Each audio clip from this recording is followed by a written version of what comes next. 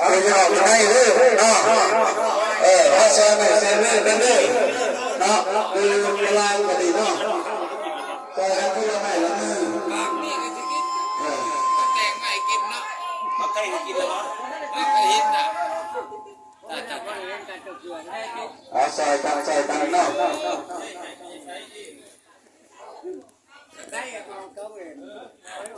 ผมแม่แต่ว่าลูกหลานเนาะเขาเรียนจะได้ซอยกันเนาะพอเวลาเนาะก็จอดมองมาเนาะว่าฝนบุกเป็นใจเขาแล้วมาส่งสการไปอย่าไรไม่มงจะได้ที่เป็นคนเราเลยกำลังลง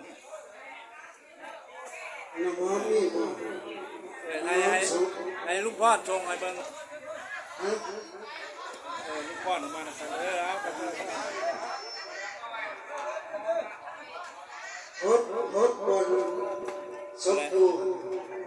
ใจยังโตโมนิยามุเลจักรยานนันทิวัตโนยะตังวิสัยโนวิสัยยาสุสัยยาระกาลยะนักเรียนเตสิเสปัตตายิโมกาลยะปิสิเกจัปะ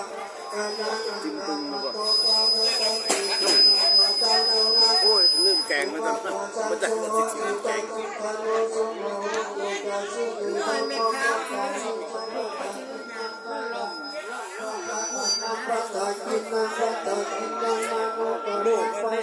แกงร้านมันไม่ได้ลูกให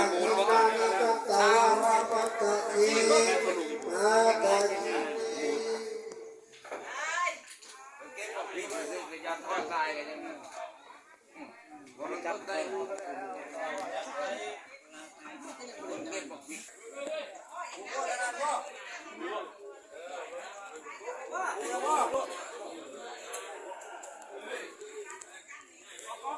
ไม่ทำ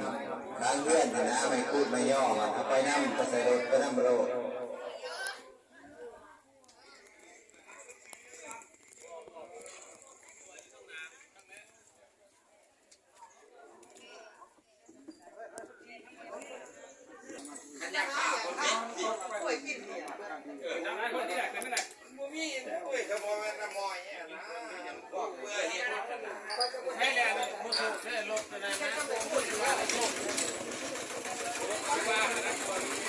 ครับ